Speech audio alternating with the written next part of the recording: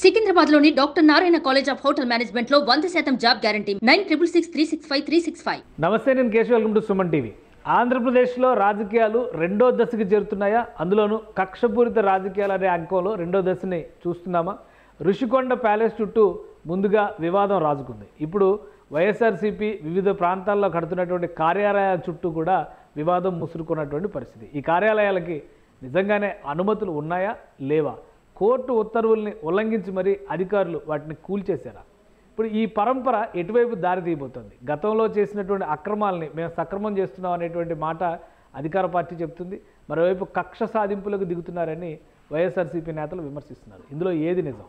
ఈ అంశంపైన విశ్లేషణ చూద్దాం. మనతో పాటు జనసేన పార్టీ సీనియర్ నాయకులు శివశంకర్ గారు ఉన్నారు. శివశంకర్ గారు నమస్కారం. నమస్కారం కేశవ్ గారు. శివశంకర్ గారు, రాజకీయం ముఖ్యంగా ఈ అంశంలో మాట్లాడాల్సింది ఏంటంటే జనసేన పార్టీకి సంబంధించినటువంటి కార్పొరేటర్ మూర్తి యాదవ్ పాత్ర, జీవీఎంసీ పరిధిలో ఉన్నటువంటి 2 కార్యాలయాలకి ఇచ్చినటువంటి నోటీసులకి ఆయన రాసినటువంటి లేఖలు ప్రధానమైనటువంటి కారణం అవుతున్నాయి. మరోవైపు తాడేపల్లిలో కేంద్ర కార్యాలయం అని చెప్పారు, అది గుంటూరు జిల్లా కార్యాలయం అని ఇంకోవైపు కోర్టు కేసులో నడుస్తున్నటువంటి నేపథ్యంలో కూలగొట్టేయడం అనేది పూర్తిగా వివాదాస్పదం అయిపోయింది. ఇది కక్ష సాధింపు చర్య అని మాజీ మంత్రులు, వైఎస్ఆర్సీపీ కీలక నేతలు జగన్మోహన్ రెడ్డి గారు కూడా నియంత పాలనకి ఇది పరాకాష్ట అని ఆల్రెడీ ఒక స్టేట్మెంట్ కూడా చేసేశారు. ఏ విధంగా చూడాలి? ఇప్పుడు విధ్వంస పాలనలో 2.0 చూస్తున్నామా? కేశవ్ గారు, మీకు సుమన్ టీవీ ప్రేక్షకులందరికీ నమస్కారాలు అండి. ఇక్కడ విధ్వంస పాలన అయిపోయిందండి. That is over. ఇప్పుడు ఏమిటంటే అభివృద్ధి పాలన, సో ట్రాన్స్పరెంట్ పాలన, ప్రజా సంక్షేమ పాలన, ప్రజా రంజక పాలన, ఇలాగ చాలా రకమైనటువంటి మీరు పదాలతో మేము పిలవచ్చు ఈ ఎన్డీఏ కూటమి పరిపాలనని. వాళ్ళకి ఎలా కనిపిస్తుంది అంటే వాళ్ళు చేసిందే విధ్వంసం కాబట్టి ఎదుటివాడు ఏం చేసినా విధ్వంస పాలనలాగా కనబడుతుంది. విమర్శ చేయడంలో కూడా ఇప్పుడు జగన్మోహన్ రెడ్డి గారి నియంత పాలన అనడం దెయ్యాలు వేదాలు వర్ణించడమే. ఆయన 5 సంవత్సరాలు కూడా ఒక నియంతలాగా పరిపాలించేటువంటి డెమోక్రసీ అనేది ఎక్కడా కూడా లేదు. రాజ్యాంగ విలువలు అనేవి ఎక్కడా కూడా లేవు. అయితే ఇక్కడ మీరు చెప్పే అంశంకి నేను వస్తున్నాను. ఇక్కడ ఏమవుతుంది అంటే కేశవ్ గారు, ఎప్పుడూ కూడా ఒక ప్రొసీజరల్ లా ఉంటుంది, రూల్ ఆఫ్ లా ఉంటుంది. సో ఎప్పుడు కూడా మన సొసైటీ కానీ, కాన్స్టిట్యూషన్ కానీ, ఎనీ మ్యాటర్స్ అన్నీ కూడా, ఏ పద్ధతులు అన్నీ కూడా governed by procedural law and rule of law. ఈ 2 ఇక్కడ పాటించలేదు గత ప్రభుత్వం. సో 1000 రూపాయలకి ఎకరం, ఒక పార్టీకి 30 years లీజ్ ఇవ్వడం, అసలు ఏ ప్రామాణికలు ఏ రోజున చర్చ జరిగిందా? ఈ రాష్ట్రంలో అనేక రాజకీయ పార్టీలు ఉన్నాయి. అది ఒక పెద్ద అంశం. అది రాజకీయ పార్టీలకి పార్టీ ఆఫీసులు కట్టుకోవడానికి ఎంత రేటుకి ఇవ్వాలి, ఎక్కడ ఇవ్వాలి అన్న దాని మీద చర్చ జరగాలి. అది అన్ని పార్టీలు ఆమోదయోగ్యంగా నిర్ణయం తీసుకోవాలి డెమోక్రటిక్ వేలో. అలా తీసుకున్నారా వీళ్ళు? దొడ్డిదారిని వీళ్ళు ఇష్టాసారంగా అధికార దుర్వినియోగానికి పాల్పడి నాకు 2 రోజులు 3 రోజుల క్రితమే కేశవ్ గారు కర్నూలు నుంచి ఫోన్స్ అనేకం వచ్చాయి. సార్, ఇక్కడ city central heart of the సిటీలో వైసీపీ పార్టీ కోసం మీరు తీసేసుకున్నారు సార్, చాలా ఖరీదైనటువంటి భూములు అన్నిటి మీద వీళ్ళు ఫోకస్ పెట్టుకొని వీళ్ళు లాగేసుకున్నారు అని అంటే, సరేలే కొత్త ప్రభుత్వం వచ్చింది కదా, అవన్నీ చూస్తుంది, ఎగ్జామిన్ చేస్తుంది అని చెప్పాను. అంటే అధికారంలో ఉన్నామని అని వీళ్ళు ఎంతటి అధికార దుర్వినియోగానికి పాల్పడ్డారు అన్నది అది ఈ రోజు తాడేపల్లిలో కూల్చినటువంటి ఆ కట్టడం ఒక మచ్చు తునక. కానీ ఒకటి అంటే ఇప్పుడు అధికార పార్టీ నాయకులు చేస్తున్నటువంటి కామెంట్, గత ప్రభుత్వం అంటే 2014-19లోకి వెళ్ళాలి మనం. సో ఆ సమయంలో తెలుగుదేశం పార్టీ చేసిన పాలసీ ప్రకారమే ఇవన్నీ జరుగుతున్నాయి అంటున్నారు. నిజమేనా? అలాంటి పరిస్థితులు ఉన్నాయా? వాళ్ళు ఏది మాట్లాడినా సరే వక్ర భాష్యం చెప్తారండి. వాళ్ళకి వక్రీకరించి మాట్లాడడం, వక్ర భాష్యం మాట్లాడడం, ఎదుటివాడి మీద వేయడము వాళ్ళకి అలవాటు అయిపోయింది. వాళ్ళంతా అందరూ ఆ స్కూల్లో నిష్ఠాతులు. ఇప్పుడు ఏ చట్ట ప్రకారం, రూల్ ఆఫ్ లా ప్రకారం జరిగితే ఈరోజు డిమాలిషన్ ఎందుకు జరుగుతుంది కేశవ్ గారు నాకు చెప్పండి. నెంబర్ 1. సో కోర్టులో ఉంటుండగా కోర్టులో ప్రొసీడింగ్స్ కూడా ధిక్కరించని నేను స్క్రోలింగ్ చూశాను. కోర్టు డైరెక్షన్లు కూడా ధిక్కరించి డిమాలిష్ చేశారని. అది ఒక అబద్ధం. ఇలాగ అబద్ధాలతో వీళ్ళు సింపతి సానుభూతిని సంపాదించాలన్నటువంటి ఆలోచన తెరలేపారు. ఏది ఉన్నా సరే న్యాయస్థానాలు ఉన్నాయి. యాక్చువల్గా మమ్మల్ని 5 సంవత్సరాల గతంలో న్యాయస్థానాలే కాపాడి, ఒకవేళ మీ దాంట్లో దమ్ము పస ఉంటే, లీగాలిటీ ఉంటే, one can resort to judiciary.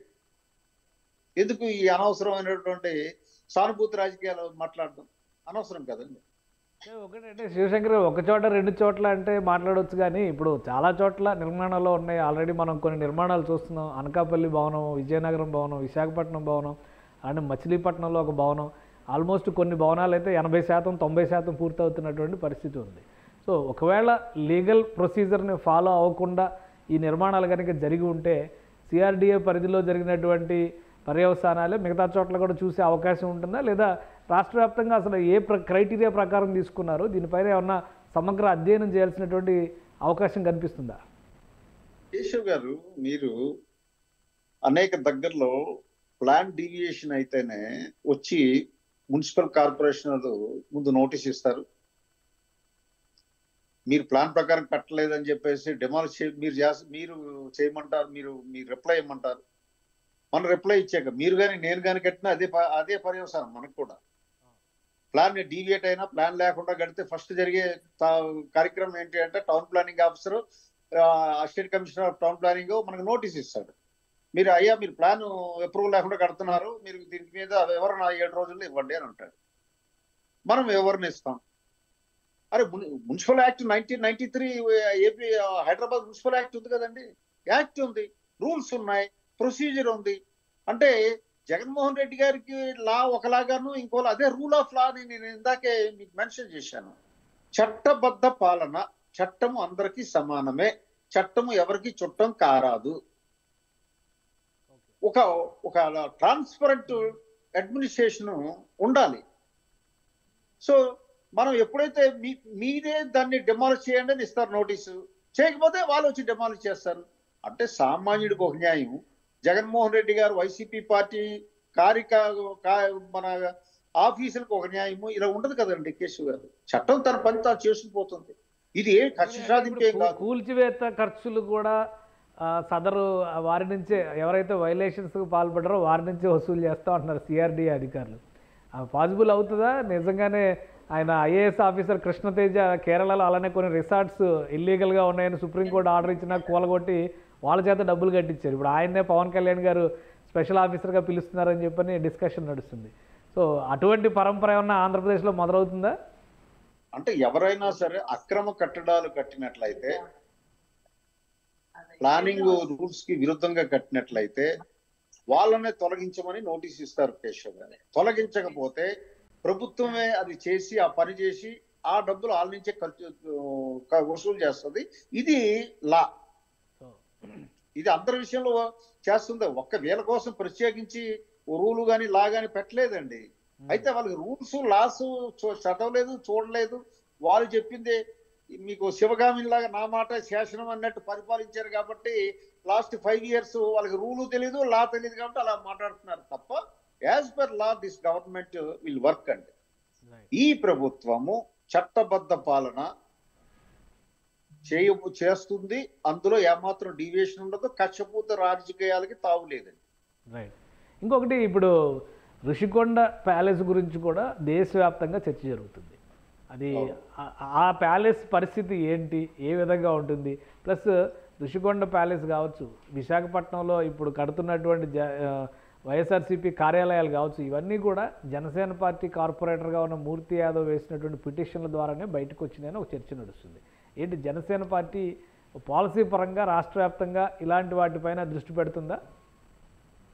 అంటే జనసేన పార్టీ మూల సిద్ధాంతంలోనే అవినీతిపై రాజీ లేని పోరాటం మూల సిద్ధాంతం అది.